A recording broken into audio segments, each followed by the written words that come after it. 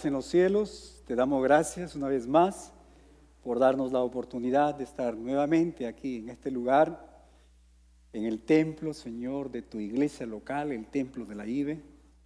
Te damos gracias por tus cuidados, por tu provisión.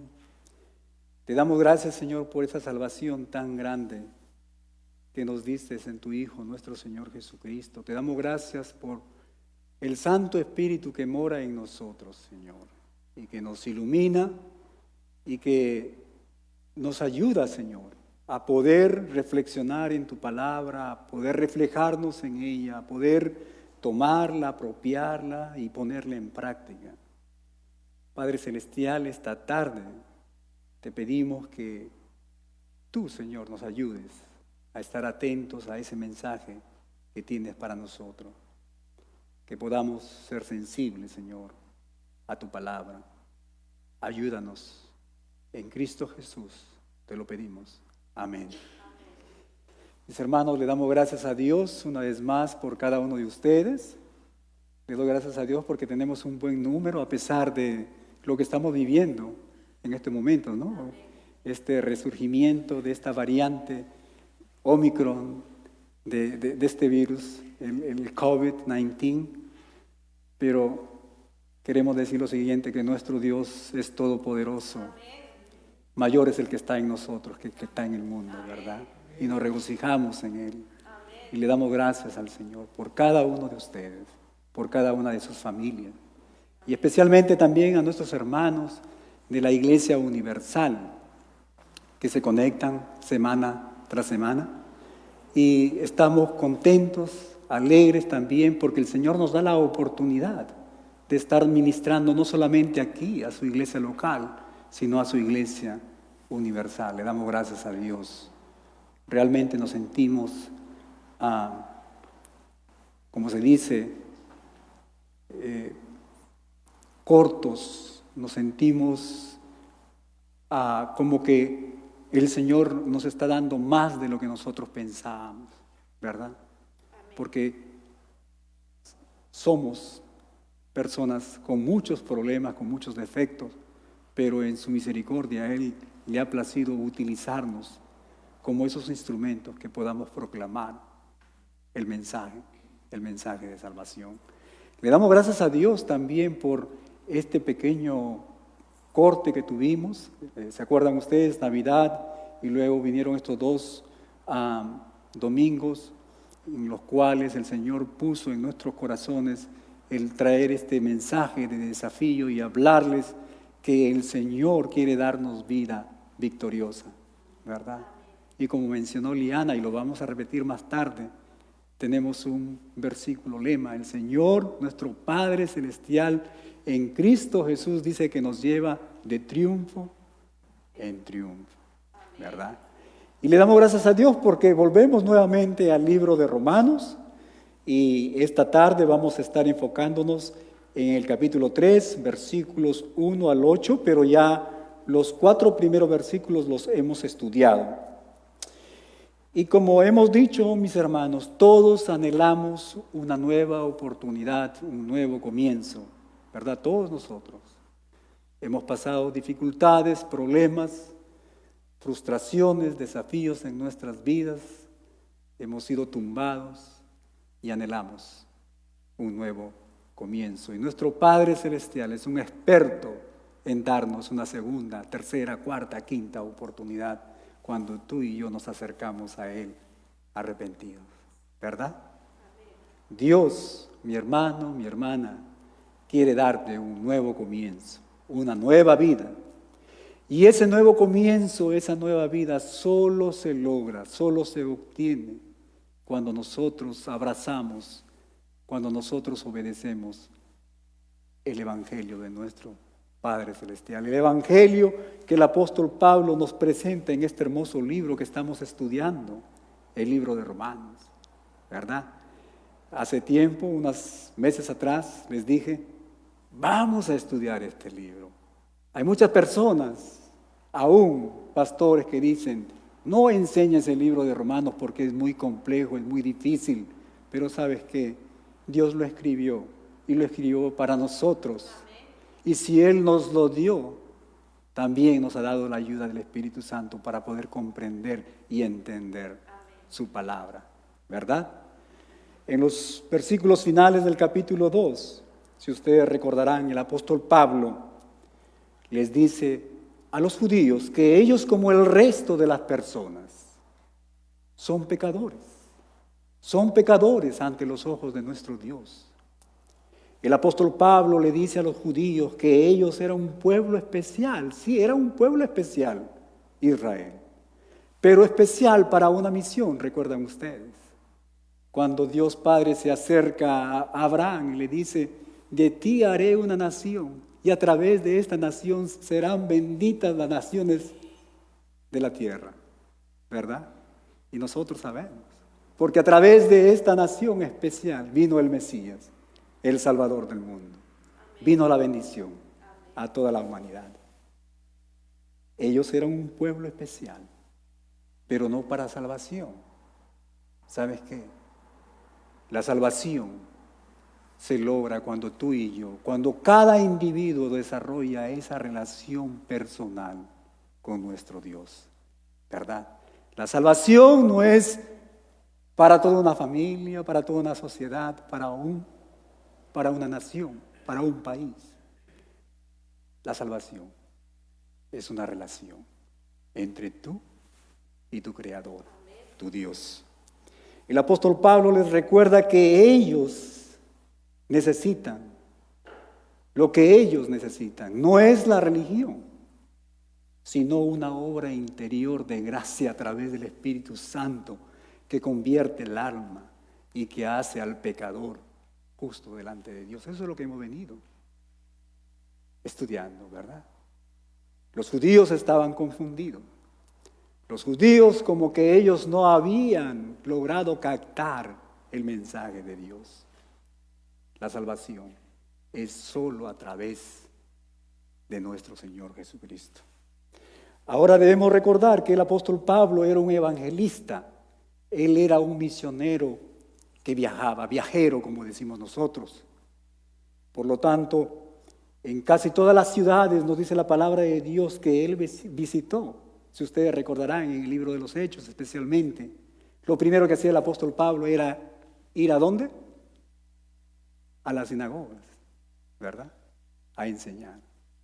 Él tenía un amor muy cercano, muy especial para con su pueblo, ¿verdad? Israel. Y mi hermano, al hacerlo es posible que el apóstol Pablo pudo haber encontrado muchas objeciones, muchos argumentos, muchas preguntas de parte de estos judíos, de parte de las personas que escuchaban el mensaje. Y en estos versículos del 1 al 8, si nosotros recordamos, estos versículos son una continuación lógica de los pensamientos que ya hemos estudiado en el capítulo 2. Y en ellos encontramos, en estos 8 versículos, dijimos que encontramos 4 de estas objeciones, de estas preguntas, de estas argumentaciones que los judíos levantaron al apóstol Pablo. Por supuesto, a nuestro Dios. Y la última vez que estuvimos aquí estudiando el libro de Romanos, ya hemos visto los 2 primeros objeciones o los 2 primeros preguntas y argumentos. El apóstol Pablo dijimos que él estaba haciendo y respondiendo preguntas que los judíos mismos estaban haciendo. En otras palabras, el apóstol Pablo era como que si levantaba a un judío imaginario, dijimos que el apóstol Pablo se ponía en los zapatos de los judíos, pensando qué preguntas tenían ellos después de haber escuchado su mensaje. Estos judíos estaban cuestionando. Estos judíos estaban planteando, dijimos, objeciones al mensaje de salvación, la gracia mediante la fe que nuestro Dios nos ha dado a todos nosotros. ¿Y sabes qué? Estas objeciones, estos argumentos, estas preguntas deberían de ser contestadas. ¿Sabes qué? Lo mismo está sucediendo hoy en día. Muchos, incluso dentro de la iglesia, hermanos y personas que asisten y que vienen y que leen la Biblia están haciendo esencialmente las mismas preguntas. Y el apóstol Pedro en el capítulo 3, en su primera carta, en el versículo 5, él nos dice lo siguiente. Está hablando aquí a los cristianos, está hablando aquí a la iglesia y por extensión, mi hermano, a nosotros. Él dice lo siguiente: si no santificad, dice, a Dios el Señor en vuestros corazones. En otras palabras, nos dice que nosotros, tú y yo, tenemos que vivir lo que creemos. Que tú y yo tenemos que estar expresando el carácter de nuestro Señor Jesucristo. Que tú y yo debemos dejar que el Espíritu Santo transforme todas las áreas de nuestras vidas. Porque solo así podemos hacer lo que viene. Dice, y estar siempre preparados para presentar defensa.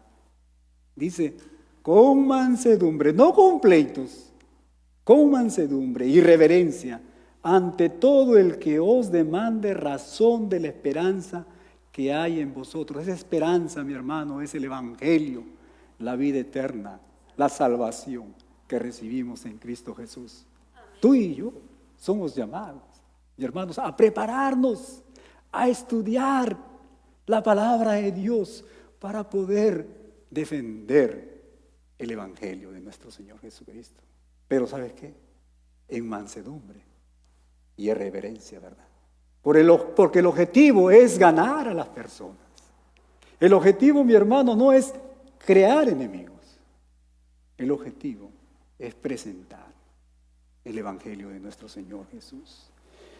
Y la última vez dijimos y hablamos del primer principio espiritual que nos va a ayudar, hermanos, a estar preparados para hacer defensa. Dijimos que es, si no respondemos en fe y en obediencia, los privilegios espirituales que recibimos de Dios no nos van a dar ninguna ventaja ante Él. Más bien aumenta nuestra responsabilidad delante de nuestro Dios.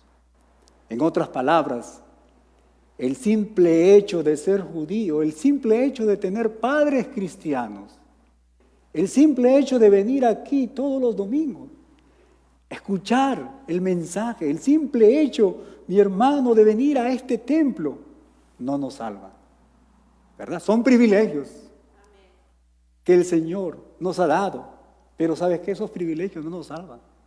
Fuera de Cristo, escúchame bien, estamos perdidos en nuestros pecados.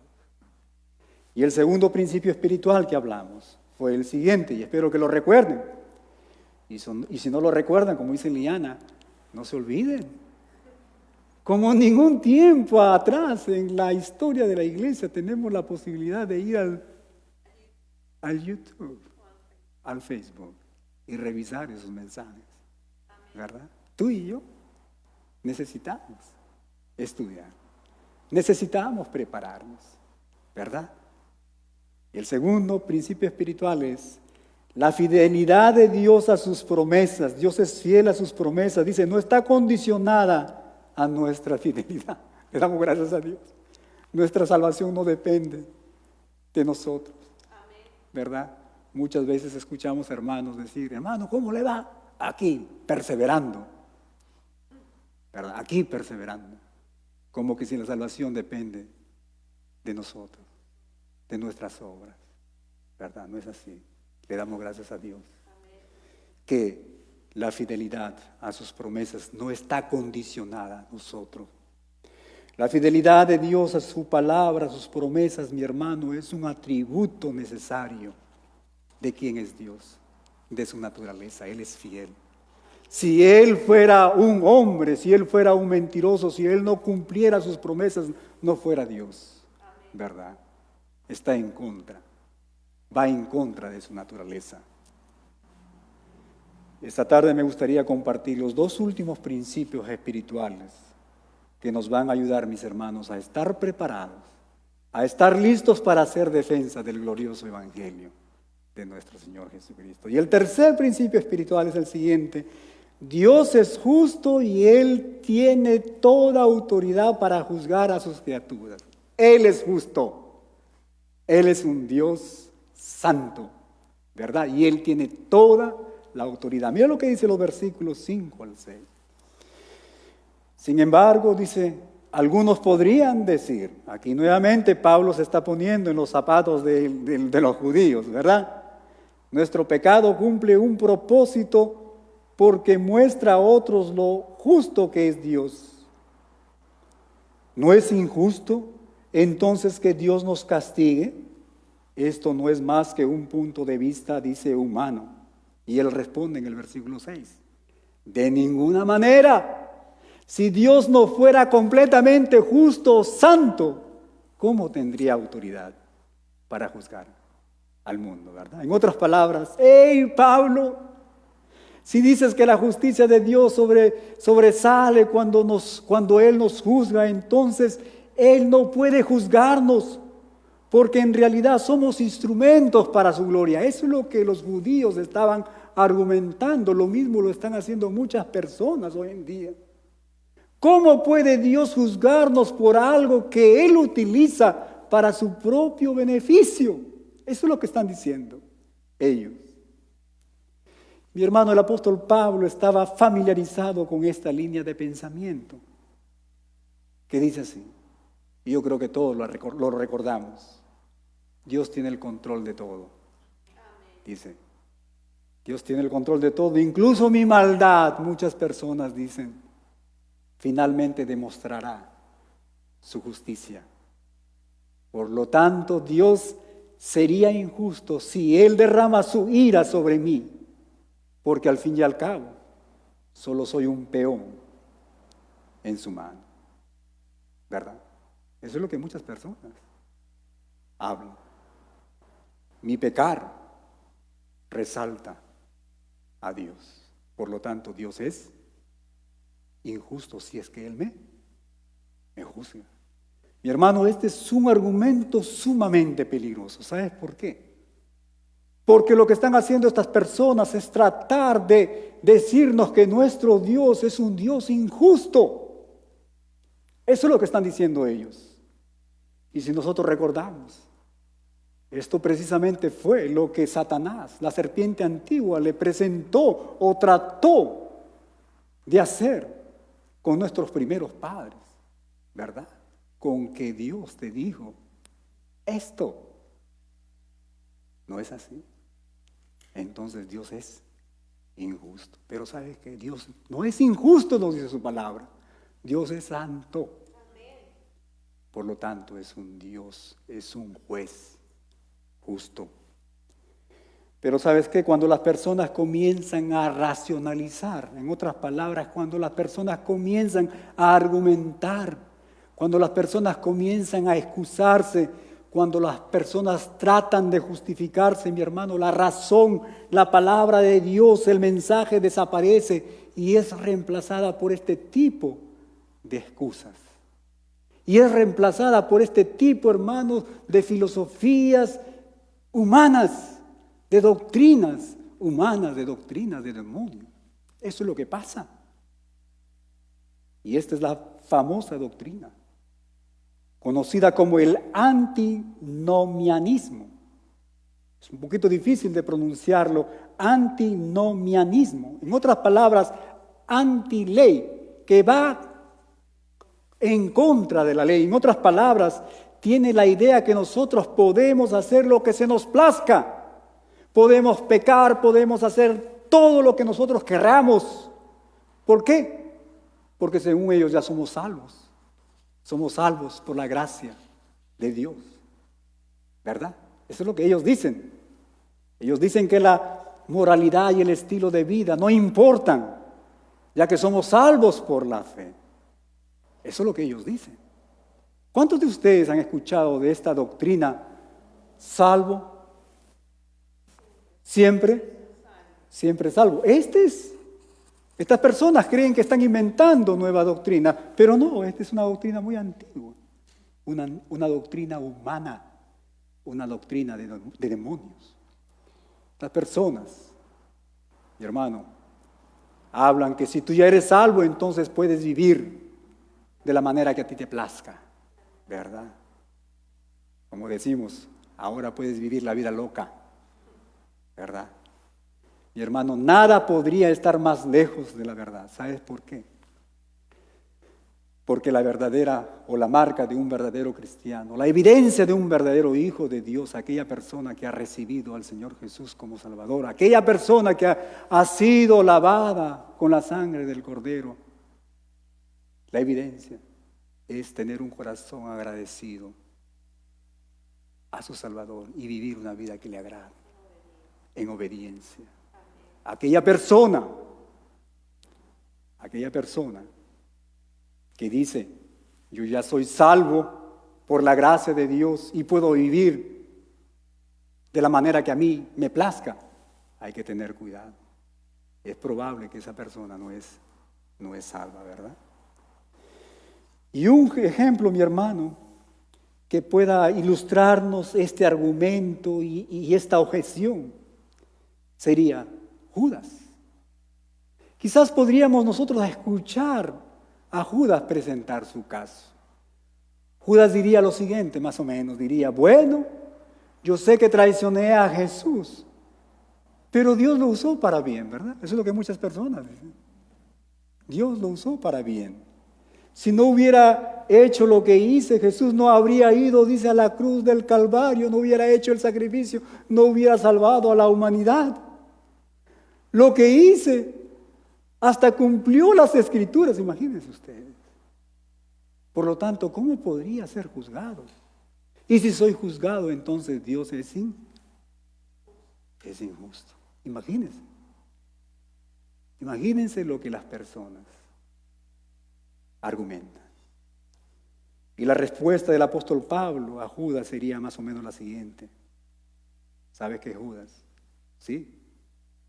Dios permitió tu maldad, pero aún era tu maldad, fue tu decisión. ¿Sabes qué? Judas.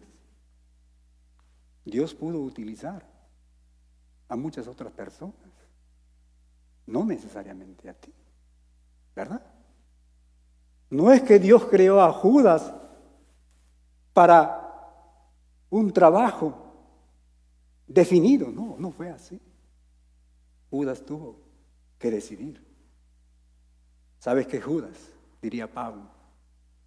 No había ningún motivo bueno o puro en tu corazón. ¿Sabes que tú no puedes excusarte si Dios permitió tu maldad y de esta manera llevar a cabo su plan? ¿Sabes qué, Judas? No tienes excusa. Eres culpable ante Dios. En otras palabras, Dios es justo. Y Dios tiene toda la autoridad para juzgar y castigar tu pecado. Amén. Amén. Mi hermano, este es un argumento que todavía se oye hoy en día. Y aunque, como hemos visto, este argumento, esta idea, mi hermano, está contraria a todo lo que la palabra de Dios nos enseña y está contraria a todo lo que nuestro Dios es, la gente increíble, todavía vive según esta filosofía humana, filosofía, doctrina de demonio. Profesan muchas personas aún aquí, dentro de la congregación, profesan creer en Jesús. Y luego, ¿qué es lo que pasa? Corren al pecado y luego que han pecado, cuando ven la disciplina de nuestro Dios, regresan a Dios, piden perdón y testifican cómo Dios los ha perdonado y la iglesia alaba al Señor y el ciclo, mi hermano, comienza de nuevo y de nuevo. Mientras más pecamos, hacemos ver mejor a nuestro Dios, ¿verdad? Eso es lo que estamos viendo. ¿Sabes qué, mi hermano? La palabra de Dios nos enseña que nosotros, que tú y yo debemos de estar firmes en el Señor. La justicia de nuestro Padre Celestial brillará aún más cuando un creyente, escúcheme bien, cuando tú y yo vivimos para Jesús, para nuestro Salvador, hasta que Él venga por nosotros, o hasta el final de nuestras vidas, ¿verdad? Y este es el plan ideal de Dios para cada uno de nosotros, mis hermanos. Ahora no me malinterpreten. No estoy diciendo que nosotros somos o no tenemos pecado, no, al contrario. Como hijos de Dios, mientras estemos a este lado de la eternidad, mientras estemos en este cuerpo de muerte, nos dice su palabra que van a haber tiempos en que nosotros vamos a ofender a nuestro Dios. Pero ¿sabes qué? La palabra de Él nos dice que cuando nosotros nos acercamos a nuestro Padre arrepentidos, Él nos va a perdonar y que nuestra comunión va a ser restaurada. ¿Verdad? Pero ¿sabes qué? Como hemos venido estudiando las 2 últimas semanas, nuestro Dios, Él nos ha equipado con todo lo que necesitamos, con todos los elementos, con todas las bendiciones espirituales para evitar que caigamos en el pecado, ¿verdad? Y eso es lo que hemos venido hablando de la vida victoriosa que Dios quiere darnos a cada uno de nosotros. Mi hermano, la idea es que todo pecado será juzgado por el Señor. Todo pecado. Nadie saldrá de este mundo sin que el Señor juzgue sus pecados. Eso es lo que la palabra de Dios nos enseña. El apóstol Pablo más adelante nos dice que el pecado tiene un precio, mi hermano. Y ese precio es la muerte. Y ese precio, mi hermano, no solamente es la muerte física, sino la muerte espiritual para aquellas personas que no han confiado en Cristo Jesús. Sin embargo, para aquellas personas que hemos puesto nuestra confianza en Jesús, nos dice su palabra que nuestros pecados ya han sido perdonados, ¿verdad? Que hemos sido salvos de la ira de nuestro Dios, ¿verdad? Que tú y yo, en vista a esto, tenemos un corazón agradecido. Y lo único que palpita en nuestro corazón es precisamente vivir una vida que agrade a nuestro Padre Celestial, a nuestro Salvador. Escúchame bien, mi hermano, mi amigo. Solo porque no te hayan atrapado o juzgado todavía, no te confíes demasiado. Dios sabe lo que hay en tu vida. Tú no puedes esconderte de Él. Él conoce tus pensamientos, tu corazón. Y Él sabe cuándo y dónde y cómo pagarte. El apóstol Pablo nos dice, no se engañen, Dios no puede ser burlado. Así que escúchame bien, si estás luchando contra Dios, déjame decirte que estás luchando una batalla perdida. La única manera de ganar es rendirse y someterse a Él. Bien interesante, bien interesante. No existe otra batalla en la cual nosotros somos victoriosos si es que no nos rendimos. ¿Verdad?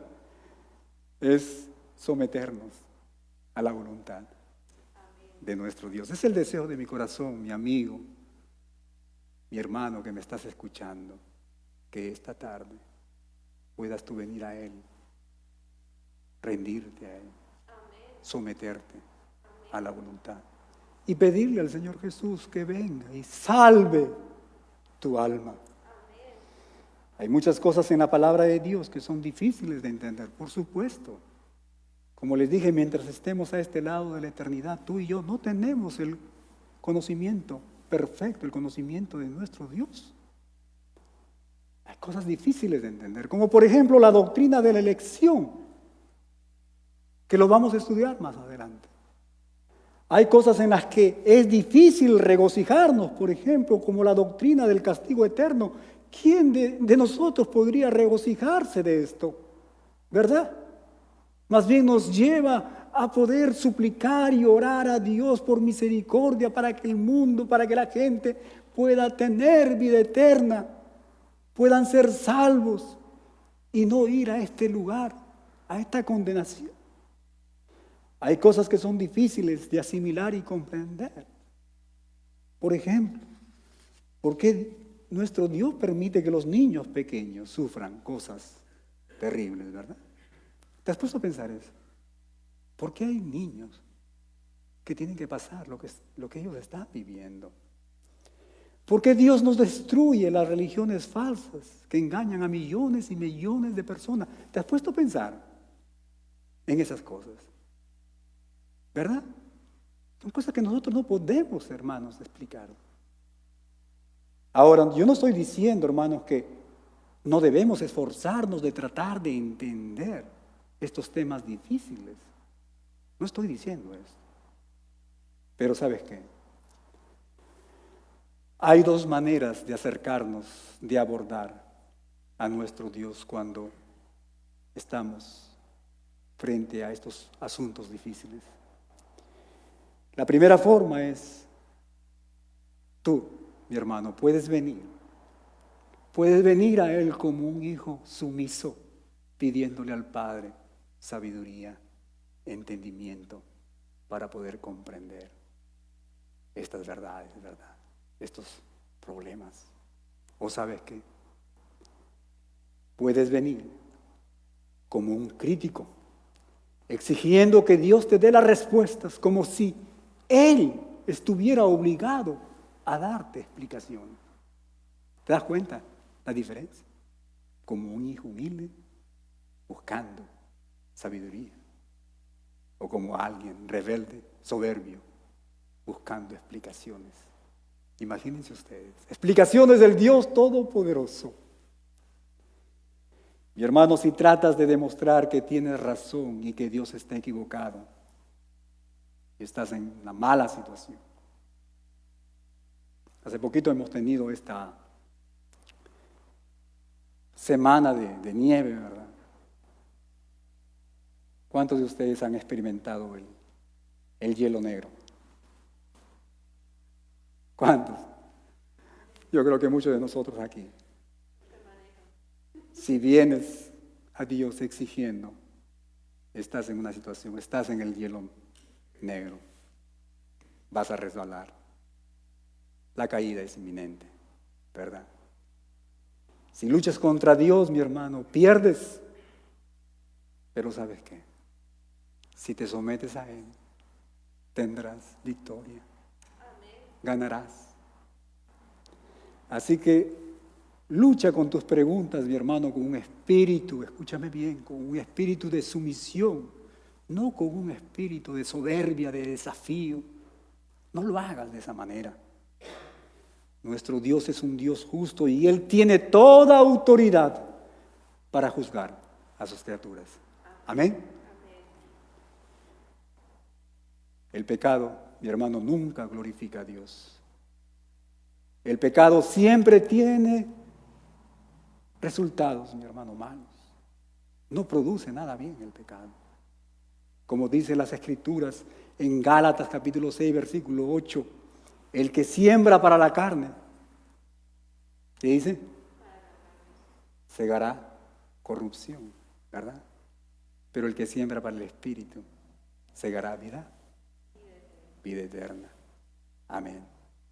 Y esta, mi hermano, es una ley ordenada por nuestro Dios. Que nadie, ni tú ni yo, ni persona aquí en este mundo, pueda quebrantar esta ley de nuestro Padre Celestial. Pero tenemos un cuarto y último principio espiritual que nos va a ayudar, mis hermanos, a vivir y estar preparados para hacer defensa del Evangelio. Y este cuarto principio es, escúcheme bien, ten cuidado de no usar tus preguntas y objeciones o argumentos como excusa para no arrepentirte de tu pecado.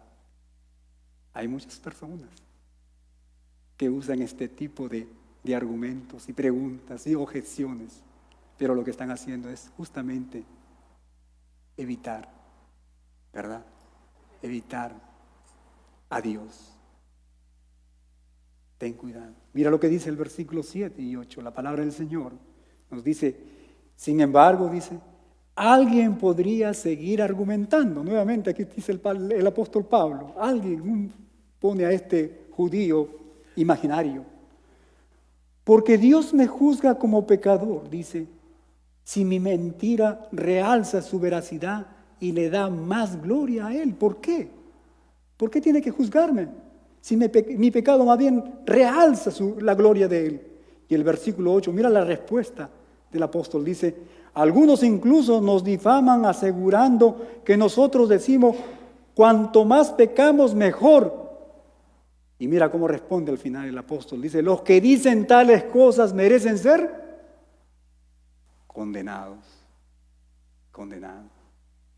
En otras palabras, mi hermano, los críticos, estos judíos, como muchas personas hoy en día, insisten en este argumento que hemos hablado y acusan al apóstol Pablo de enseñar que si nuestro pecado magnifica la gracia de Dios, entonces, ¿por qué no pecar más para que Dios sea glorificado aún más?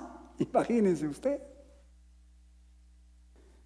El apóstol Pablo, inspirado por el Espíritu Santo, trae a estos hombres y les habla y los lleva a la lógica. Fíjense. Así que hagamos lo malo para que venga lo bueno.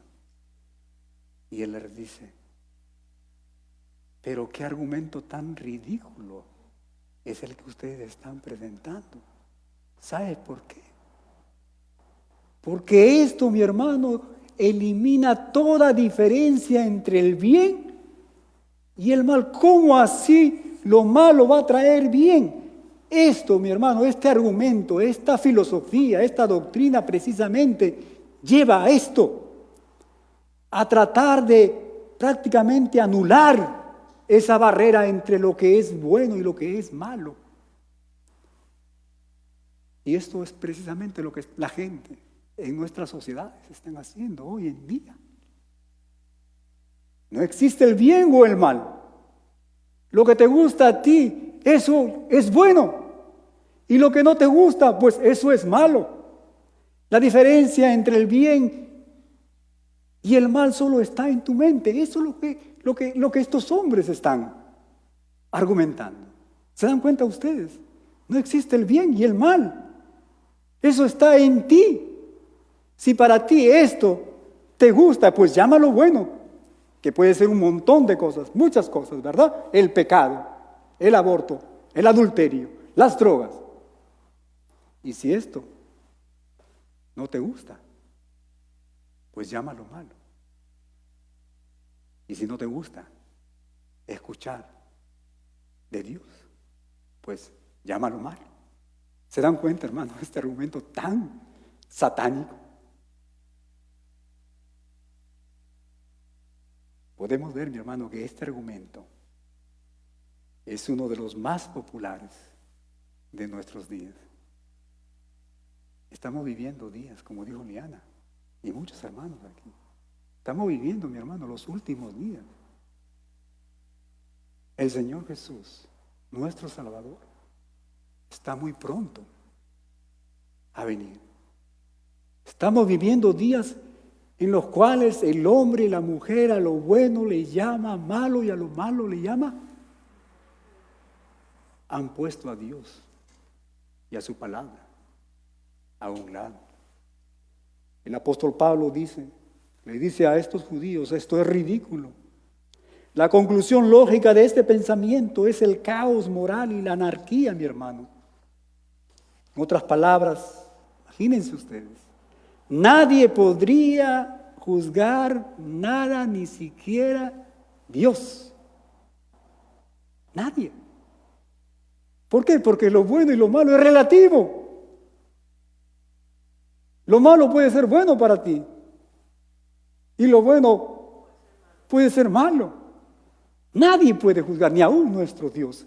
Imagínense cómo este pensamiento, mi hermano, está prácticamente colocando a un Dios, a Dios, nuestro Dios, a la verdad, fuera de la escena. ¿Verdad? Si seguimos, mi hermano, este pensamiento, simplemente nos vamos a hundir en un tremendo abismo de inmoralidad, en el que cualquiera podría hacer cualquier cosa y nadie se te atrevería a levantar la mano o señalar a alguien de pecado, ¿verdad? Eso es lo que estamos viendo. Y esto, mi hermano, es lo que está produciendo la anarquía moral que vemos en nuestros días. Es triste ver lo que se nos presenta en el internet, en la televisión, en los medios de comunicación, ¿verdad? Mi hermano, este es un ejemplo cómo es que una enseñanza bíblica es distorsionada por el hombre. Y como esta hay muchas doctrinas de nuestro Dios que han sido cambiadas, tergiversadas por seres humanos. Escúcheme bien. Tergiversar el glorioso evangelio de la gracia de Dios en Cristo Jesús, mi hermano, por una supuesta licencia, por una supuesta libertad para pecar, es quizás, escúcheme bien, la cumbre de la depravación del hombre. La cumbre. Por eso es lo que dije. Estamos viviendo los últimos tiempos. Toma el don más hermoso de nuestro Dios, que es la salvación, que es su gracia, y la pervierte y se burla de nuestro Dios. Es por eso que el apóstol Pablo refuta a estos judíos y mira cómo él termina y les dice: los que dicen esto merecen ser condenados. Eso es lo que la palabra es. Esa es la manera como tú y yo, mi hermano, debemos estar viviendo estos días. Tú y yo somos llamados a ser luz. Este mundo vive en tinieblas. Este mundo vive bajo la dirección del príncipe de este siglo, Satanás, promoviendo todas estas doctrinas y filosofías que hemos hablado. La conclusión del apóstol Pablo, mi hermano, es la siguiente. Escúcheme bien. Tú puedes presentar todas las preguntas, todas las objeciones a Dios, cualquiera que sea, pero al final, escúchame bien, Él tiene la verdad, Él ganará. Y tú perderás. Terminarás bajo su justicia. Terminarás bajo condenación. Es más fácil racionalizar, mi hermano, el pecado que arrepentirse del pecado, ¿verdad? Es más fácil echar la culpa, justificarse, tratar de crear excusas, en lugar de decir: Señor, perdóname, te he ofendido. Es fácil, mi hermano, aferrarse a alguna objeción sobre Dios o la Biblia y usar esa objeción, esa argumentación para evitar la clara verdad de la Biblia sobre Jesucristo y luego justificar su propio pecado. Es fácil. Esa es nuestra naturaleza humana, caída. Pero escúchame bien. El Señor Jesucristo, nuestro Salvador, Él es la pieza central, mi hermano, de la palabra de Dios. Y si nuestro Señor Jesucristo es verdad y Él es el verdadero, escúchame bien, entonces todo argumento, toda objeción, toda pregunta contra Él, mi hermano, es una mentira. Sencillamente así. Nuestro Señor, Él es verdad. Escúcheme bien, Dios prevalecerá cuando Él juzgue todo pecado. Todo pecado. Así que asegúrate de que te hayas arrepentido de tu pecado. Asegúrate que tú te hayas refugiado, mi hermano, en la sangre del Cordero que fue inmolado. Jesucristo, el crucificado, es la respuesta final a Dios, mi hermano, a cada objeción, a cada argumentación que tú puedas tener. Y para terminar, la iglesia, con los rostros inclinados, vamos a examinar nuestro corazón. Ahí donde estás, examinemos, reflexionemos en el mensaje que Dios nos ha traído esta tarde. Yo no puedo saber tus pensamientos, tu corazón,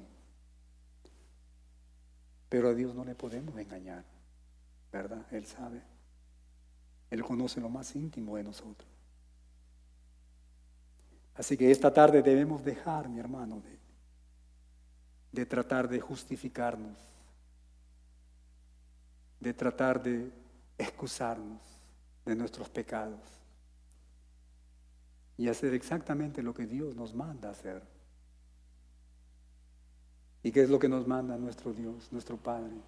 Hacer es confesar y arrepentirnos, ¿verdad? Y es bien interesante que la palabra confesar es una palabra que significa decir lo mismo sobre algo. ¿Y sabes qué? Dios dice que mis pecados, tus pecados son miserables y sucios. Dios dice que tus pecados, mis pecados, dañan su reino y le roban su gloria, hermano. No aumentan, no magnifican su gloria. Al contrario, Dios nos dice que mi pecado, que tu pecado, le lastima de manera que nunca hemos pensado. Él solo quiere que seamos sinceros. Así que escudriña tu corazón. Y cuando lo somos, ¿sabes qué? Él ha prometido perdonarnos, limpiarnos, restaurar nuestras vidas, darnos una segunda oportunidad, darnos un nuevo comienzo, darnos una vida de victoria. Y qué hermoso es hacerlo comenzando este año 2022, ¿verdad? Así que si el Señor, si el Espíritu Santo ha tocado tu corazón, ¿por qué no levantas tu mano y le dices, Señor, perdóname? Quiero que entres en mi corazón, perdona mis pecados, lávame con tu sangre. ¿Por qué no levantas tu mano, mi amigo? ¿Por qué no lo haces? Él te está invitando. La palabra de Dios nos dice que hoy es el día de salvación. El mañana lo ha inventado el enemigo. No sabemos. Y no quisiera asustar, no sabemos del futuro, ¿verdad?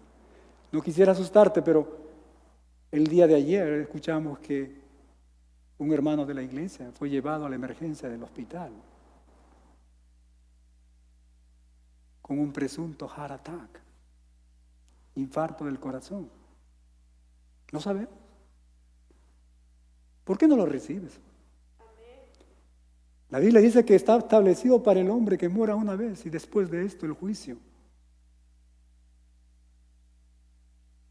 Si no recibes al Señor,